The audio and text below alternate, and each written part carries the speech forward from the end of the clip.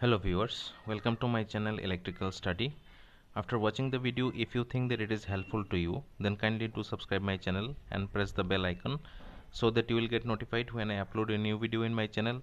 Also, I would like to request you all to kindly do like and share my video as much as possible.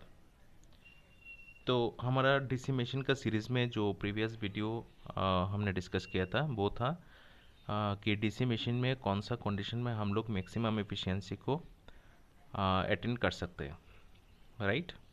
सो अभी तक अगर आप लोगों ने उस वीडियो को वॉच नहीं किया है तो वीडियो का जो लिंक होगा वो डिस्क्रिप्शन बॉक्स में होगा और फुल प्लेलिस्ट का लिंक भी होगा। आप लोग सिंपली उस डिस्क्रिप्शन बॉक्स में विज़िट करके प्रीवियस वीडियो को पहले वॉच कीजिएगा, जिससे कॉन्सेप्ट जो है वो क्लियर हो जाएगा, राइट। सो आज के वीडियो में हम लोग देखेंगे कि जो मैक्सिमम एफिशिएंसी का कंडीशन है उसके हेल्प से हम लोग कैसे न्यूमेरिकल प्रॉब्लम को सॉल्व कर सकते हैं। Okay, so without wasting time let's start today's session. So first of all let's see the question. Okay, so the question is like a shunt generator has a full load current of 196 ampere at 220 volt.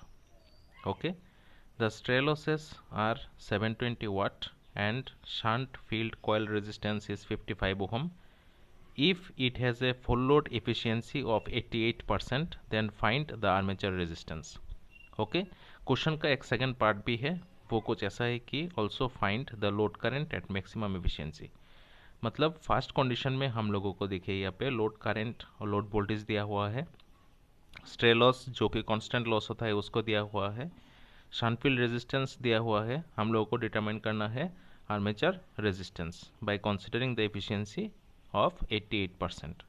Second question में पूछा है कि हम लोग maximum efficiency का जो condition है उसको कंसिडर करके किस तरह से हम लोग लोड करंट को डिटरमाइन कर सकते हैं, right. So first of all हम लोग नोट डाउन करेंगे कि कौन कौन सा डेटा हम लोग को क्वेश्चन में दिया हुआ है। तो यहाँ पे क्योंकि फर्स्ट ऑफ ऑल लिखा है शंट जनरेटर, इसलिए हम लोग बेटर अंडरस्टैंडिंग के लिए यहाँ पे एक शंट जनरेटर का सर्किट डायग्राम को कंसिडर किया है। जो यहाँ पे जो RSH है वो है इसका जो पैरेलल ब्रांच है, इसका resistance parallel field resistance. Okay, field resistance में जो करंट आएगा उसको हम कंसिडर करेंगे ISH, that's mean shunt field current, right. यहाँ पे जो सर्कुलर पार्ट है वो होता है हमारा आर्मेचर। आर्मेचर पे जो करंट होगा वो होगा आर्मेचर करंट I सफिक्स से, और आर्मेचर में जो कंडक्टर है उसका जो रेजिस्टेंस होगा उसको हम कंसिडर करते हैं R सफिक्स से, राइट। इसके बाद जनरेटर क्या करेगा, लोड में वोल्टेज सप्लाई करेगा और करंट को सप्लाई करेगा।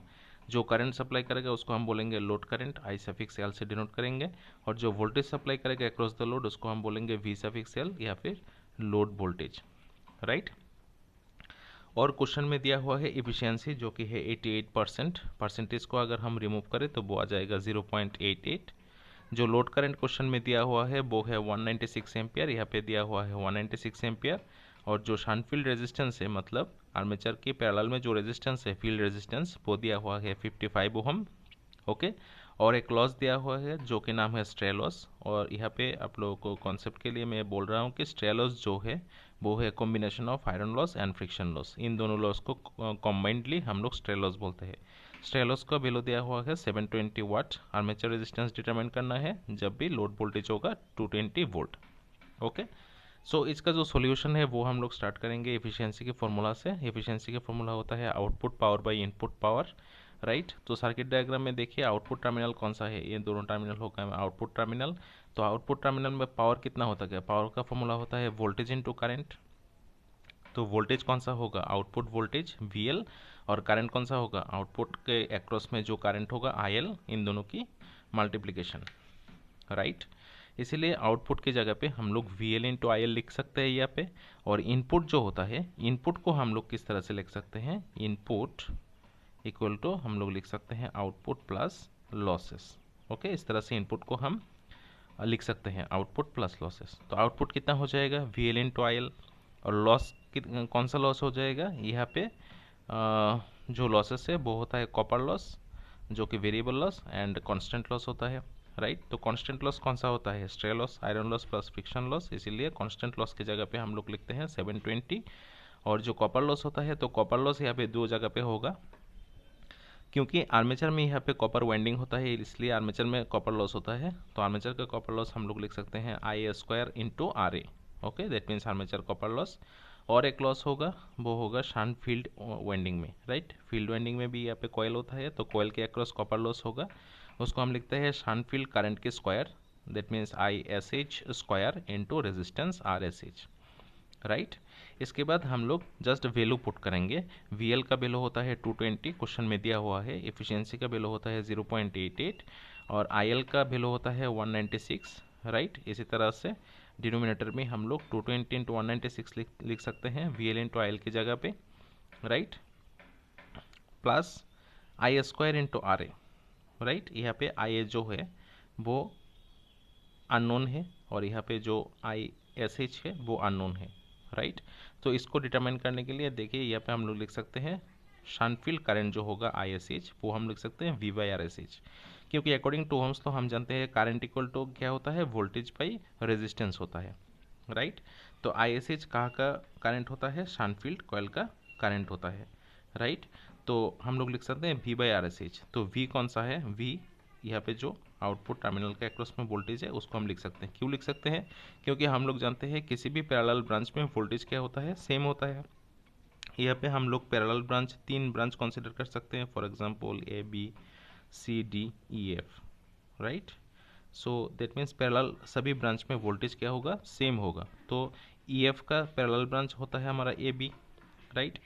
इसीलिए करंट जो होता है ISH वो होता है V/RSH, ओके। पैरेलल ब्रांच का वोल्टेज V जो कि है 220 और RSH मतलब यहाँ पे शंट फील्ड कॉइल का जो रेजिस्टेंस होता है 55, क्वेश्चन में दिया हुआ है। तो इसको अगर सॉल्व करें तो शंट फील्ड करंट जो आता है वो आता है 4 एम्पियर, राइट।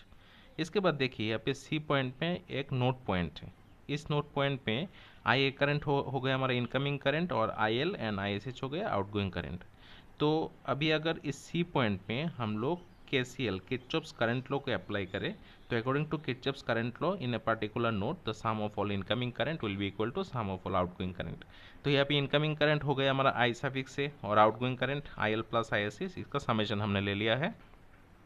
IL का वैल्यू क्वेश्चन में 196 दिया हुआ है और ISH थोड़ी देर पहले हमने डिटरमाइन किया है 4 एम्पियर। तो दैट मीन्स आर्मेचर करंट जो हो जाएगा वो हो जाएगा 200 एम्पियर, राइट। अभी हम हमारा जो इक्वेशन है उस पर वापस रिटर्न करते हैं। तो यहाँ पे देखिए आई स्क्वायर की जगह पे हम लोग लिख सकते हैं 200 स्क्वायर इंटू आर्मेचर रेजिस्टेंस, जो कि हम लोग को डिटरमाइन करना है, राइट। इसको हम राउंड कर देते हैं, इसको हमको डिटरमाइन करना है। और ISH स्क्वायर मतलब 4 स्क्वायर इंटू RSH मतलब 55 ओम, ओके। प्लस आता है हमारा कांस्टेंट लॉस जो कि होता है स्ट्रे लॉस 720 वाट, राइट। अभी अगर हम इस इक्वेशन को सिंपल मैथमेटिक्स की उससे सॉल्व करेंगे तो हमारा आर्मेचर रेजिस्टेंस का वैल्यू आएगा 0.107 ohm, right. Now moving to the second part of the question, also find the load current at maximum efficiency. तो मैक्सिमम एफिशिएंसी में हम लोग लिख सकते हैं IL इक्वल टू √WC/RA। इसका डिराइवेशन जो है किस तरह से इक्वेशन हम लोग लिख सकते हैं, इसका डिराइवेशन प्रीवियस वीडियो में डिस्कस किया हुआ है। आप लोग सिंपली उस वीडियो को वॉच कीजिएगा जिससे कि कॉन्सेप्ट क्लियर हो जाएगा कि किस तरह से हम लोग IL इक्वल टू √WC/RA लिख सकते हैं, राइट। अभी WC मतलब क्या होता है, कांस्टेंट लॉस। तो कांस्टेंट लॉस कौन सा होता है, iron and friction loss, that means stray loss. उसको हम लिख सकते हैं 720 प्लस, देखिए यहाँ पे जो शंट फील्ड का जो कॉपर लॉस होता है उसको भी हम कांस्टेंट कंसीडर करते हैं, ओके। इसीलिए यहाँ पे जो ISH स्क्वायर इंटू RSH होता है इसके जगह पे हम लोग लिख सकते हैं 4 स्क्वायर इंटू 55। 4 मतलब ISH करंट का वैल्यू, RSH का वैल्यू 55, ओके। और डिवाइड होता है आर्मेचर रेजिस्टेंस से जो कि हमने डिटरमाइन किया है 0.107। इसको अगर हम सॉल्व करें तो उसका वैल्यू आता है 122.34 एम्पियर, ओके। सो इस तरह से हम लोग जो शंट जनरेटर का एफिशिएंसी रिलेटेड न्यूमेरिकल प्रॉब्लम्स है उसको सिंपली सॉल्व कर सकते हैं। So I hope all of you have understand each and every steps of this numerical problem. Still you have any queries, you can ask in comment section, and if you understand it well then please do like and share it as much as possible. Thank you for watching.